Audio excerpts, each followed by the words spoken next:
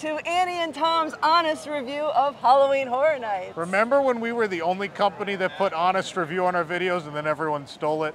I remember that. It's fine. It's all right. Well, welcome. So, we have just finished our RIP tour on opening night. Do the Wayne's World. So, we have gone through all 10 houses and we have done every house twice. In fact, we did Dueling Dragons 3 times. 4? 4 times. We did it.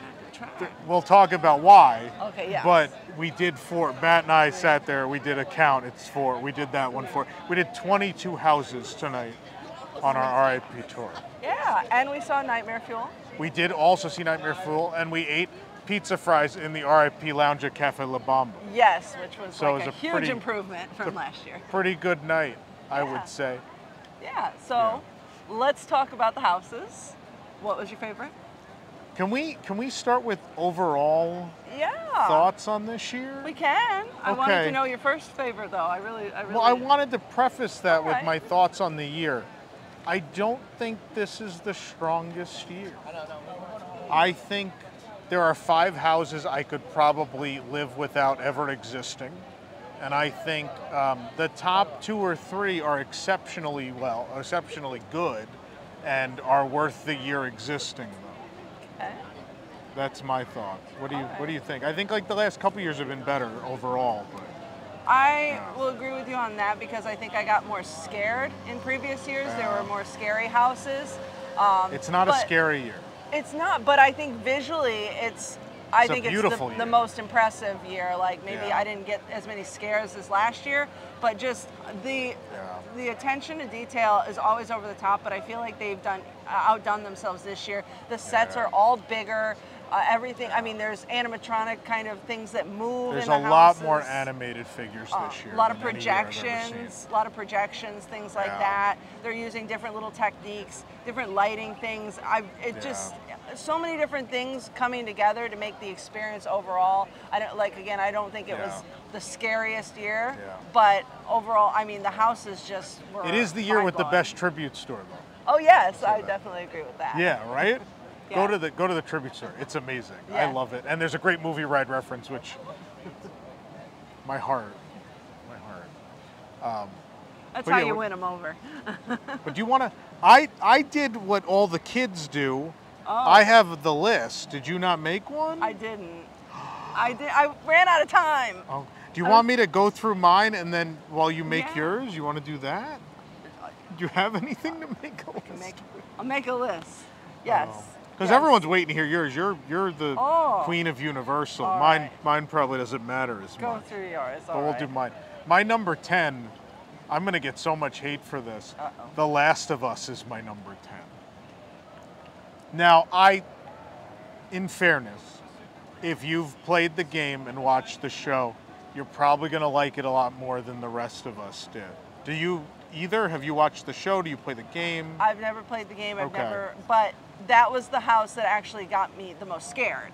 I had no idea what a clicker or bloater or who Ellie and Joel are, sorry. Clicking and bloating is what we'll be doing tomorrow when we start the food review of Horror Night. Carnival dog! I'm coming for you. I may not survive this weekend. Oh, well, you know. Don't eat alone, that's their tagline. Yeah, well, never eat alone.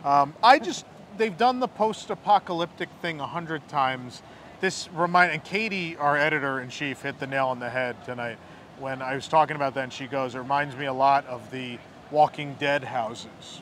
Yeah. Which I think if you love the show, you love them, and if not, they felt repetitive and not very creative, and you didn't feel like it was a good use of your time. So that's my thought, is if you love the game, there's nothing I'm going to say that's going to have you not go do that house anyway. If you haven't done the game, I think you could, or haven't played the game or haven't watched the series, you can live without going to that house if time is of the essence on your visit. Do you agree with that? Yeah. Okay. I mean, it's not anything that it wasn't visually super impressive. Yeah. I mean, it just kind of follows the game. So again, if you're a gamer or you're a fan of it, then you'll love it. But if not, it's probably just it wouldn't make any difference to me if that was an original or an IP, because I don't really get what's going on in there anyway.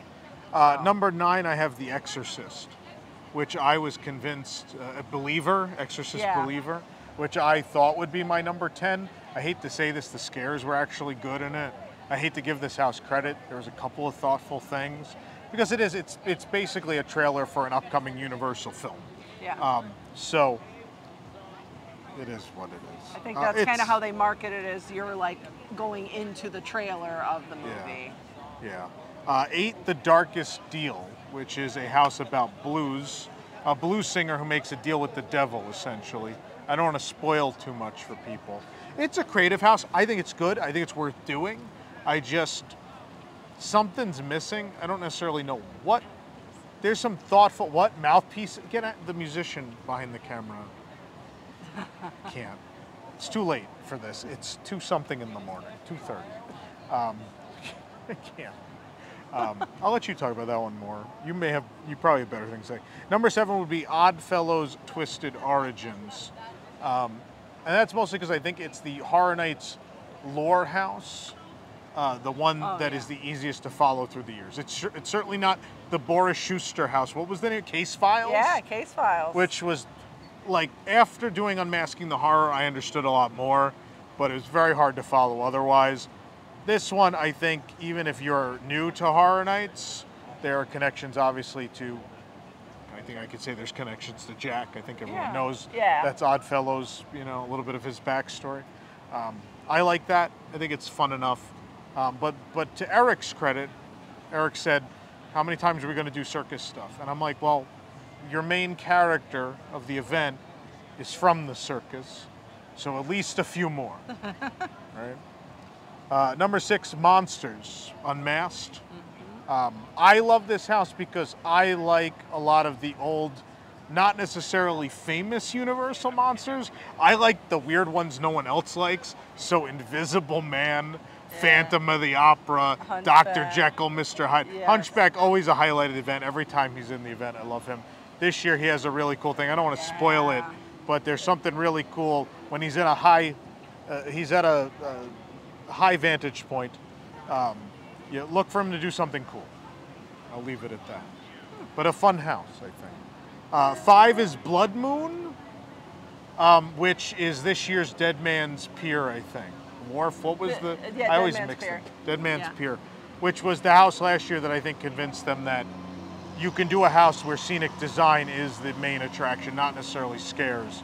And I think this shines again here. There are those sort of sweeping vistas again, right, where you can see across multiple scenes, and there's big set pieces and really cool stuff.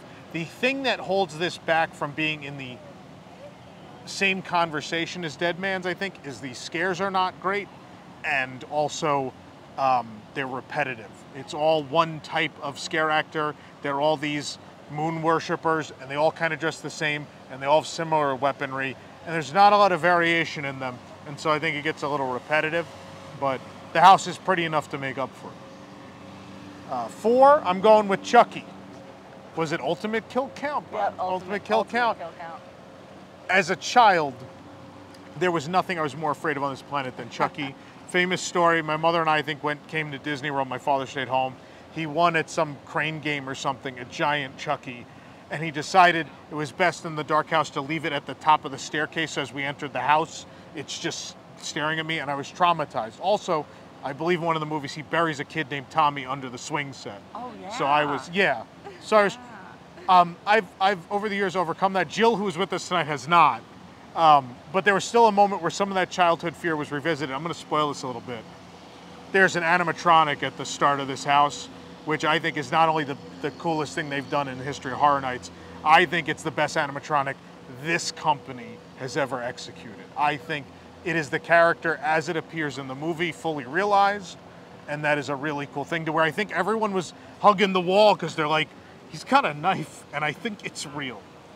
And I thought that was great. And then the rest of the house is so funny. This meta thing where you're at. Sometimes it's a Horror Nights house and there's abandoned boo holes because the actor got killed. And so the backstory, in case you don't know, is Chucky has been invited to see the house Universal built for him. He didn't like it, and he's decided to do it himself. I think he killed everyone, and then yeah. And there's a whole lot of other stuff that goes on we won't ruin, but I loved it. I thought it was great. 3, Stranger Things 4, which I think is the best of the Stranger Things houses they've done. Again, set design, spectacular, some really cool big stuff. Again, not really scare heavy, but just a really awesome tour of some of the most memorable scenes from the 4th season of Stranger Things. Number 2 is Yeti. What's the full name? Campground Kills. Campground Kills. I always love a good comedy house. Comedy houses are my thing. I like funny, scary. And this is, I think the scares are scary. I think people will jump. I think there's a lot of comedy in here. I love the setting, the 50s camp aesthetic. Reminds me a little bit of Fort Wilderness, which I love. It's in national parks, and it's a really fun aesthetic. There's some really funny stuff, and who doesn't love the Yetis at this point? And also the return of a beloved Horror Nights character that I won't spoil. Oh, yeah. Yeah, which made the night for me. On the RIP tour, we ran into him backstage 3 times, which was also a highlight. Cute. And if you couldn't figure out, number 1 is Dueling Dragons. Of course, we are a theme park news company, so we love theme park attractions. We love original theme park attractions, and Dueling Dragons was an original theme park attraction, and now it's been turned very faithfully into a house. If you are a theme park fan, which I assume you are watching this channel, this is everything you want. And I hope this sets a precedent that we will continue to get. This is a great setting for it, right? This event is going to succeed no matter what the house themes are. So give us what we want. And what we want is this. The set design is brilliant. There are so many, I mean, they built the queue of Dueling Dragons set by set, scene by scene. And it is the costumes, the statues, the lighting, the effects, everything beyond spectacular. One of my favorite houses of all time. And I think the one to beat this year, I'd be surprised if we come back at the end of the season and it's not House of the Year, but we'll see what happens. That's mine. I got a completely different lineup there. That's good. That's good. That's what we want. We want to give people different opinions. All right, well, I'm going to start with the worst house of the night. I know! Sorry. Chucky. Don't let him hear you. He's going to come out for us. I'm sorry. He's real. That first one's real. I'm convinced of that. Yeah. Chucky, I don't know. I've had a terrible fear of Chucky my entire life. All us 80s and early 90s kids were traumatized. But I don't know. It just didn't, I just kind of was baffled by that one. I'm impressed by the animatronics. I'm impressed by the puppetry. Yeah. But it just didn't do anything for me. Although I do think some of the little screen things with the little Universal logo. He's bleeped by a Universal logo. I love that. The bad words are bleeped out. Universal was like, we may be dying, but we're gonna censor you. So but that is my bottom one. My next one would be Exorcist. Okay. Just didn't scare me. And again, the movie's not out yet, so it's not really, anything to make a connection from. I don't think I got any vibes of the original, from that house. So kind of just, Eric made an interesting point, like the original Exorcist, what's scary is it's just a possessed child. There are a lot of possessed children with weapons, which takes away from it a bit, right? I think it makes them less creepy. It's like, why do you need a scissor? You have the power of the devil. What is a scissor gonna do? That's a good point. All right, so my next one would be Blood Moon, which there were some good scares in there. Visually beautiful. You can see like the red moon up in the sky almost the entire time. Did you catch when it reflects in the window of a building? No, I didn't. There's a really cool moment where you're definitely gonna walk on that path. Look up at the building. There's a reflection. It's really cool. I like that you can see there's people up the bell, and just there's a lot of cool stuff. It's all over. There were some good scares, but again, I think you said the same thing of just it's the same character type throughout, you know, the same kind of scare. So it just kind of didn't do much for me. My next up would be Monsters. I liked it. I got some good scares in that. I enjoyed it. There are some really cool effects. That was the big thing I thought this year, was that there was so many things with like projections and lighting and just the types of things that were like hung that you're, you know, pushing through that were themed. Even like Yeti's house, it was like sleeping bags, and then the one house it was like animal skins. And so, this one, the curtains, right? The theater curtains? Yes, I think that's what struck everybody. Yeah. That was beautiful, like absolutely beautiful inside. So I really like that. And again, I thought they brought back some of the old kind of scare, you know, tactics, I guess, you know, in the past. So really love that. Then next would be Yeti. I love that cheesy funness to it, but it also was scary. Like every time the Yetis popped out, it was like, oh my God. So definitely Yeti was probably like that middle ground of like, got me scared. I love the original concept, but beautiful as well. There's this scene where you're like looking out with the fireflies out there. I don't know if you saw it in the water. Yeah, the lake. And then the lookout tower, the National Park style lookout tower. Yeah. It was just amazing. Like the things that just looking at it, it wasn't even about the scares that was more appealing to me in some of these houses. This has got to be a great year. I mean, every year's a great year, but Unmasking the Horror, which is the Lights on tour, which by the time you're watching this, most of the year is sold out. So if you are on the fence, I'm telling you, the scenic design this year is top notch. I'm very excited for the tour. I would book immediately if you have not booked an Unmasking the Horror. Okay, next up, I don't get mad at me, Dueling Dragons. What number are we on? We are on, it would be what, 5? It's your 5? It's in the middle. Yeah, you made me make the list on the spot. Okay, I could move it up a little, I guess. It's your list. I'm just shocked. The only, the hard thing was that I absolutely, let me start at the number 1 now and work my way back down. So maybe that'll make more sense. No, but it's not going to me.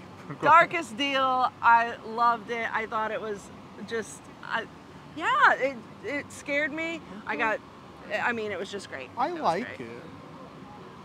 So, just so many effects in there, and like a lot of their animatronics were being used, like things like instead of actual people, there were like people, like fake people that were moving and things like that. So I thought that was really cool. My second pick was Oddfellow. I know that you all think clowns and carnivals are played out, but I loved it. So that was one of my tops there. And let's see, third was Stranger Things, just because it really was so good for a Stranger Things fan. Seeing Eddie, I mean, it was perfect. The rooms are so big. There's only 10 rooms, but man, each one is just huge and amazing. I didn't feel rushed past some of the scenes that were like massive scenes, like you can move enough that you can see the entire scene play out. Right? So yeah. And then fourth was Last of Us, which only because they got me with a bunch of good scares. Otherwise, I didn't really, you know, Last of Us isn't something. The Mushroom Man got you? Yeah, that one time they were on both ends and it was trauma. So yeah. So that's my list. Wow. All right. But my overall thought was that visually and just the different techniques they're using in the house is just out of this world this year. For scares, I didn't get as scared, but it is opening night, so everyone's got to get that routine and change, rhythm. man. Yeah, like, so our honest review from last year is not how I felt by the end of the season. So yeah, absolutely. Let us know in the comments when you come, if you watch this or you remember to come back. Comment, give us your 10, give us the order. Let us know. But thanks for watching.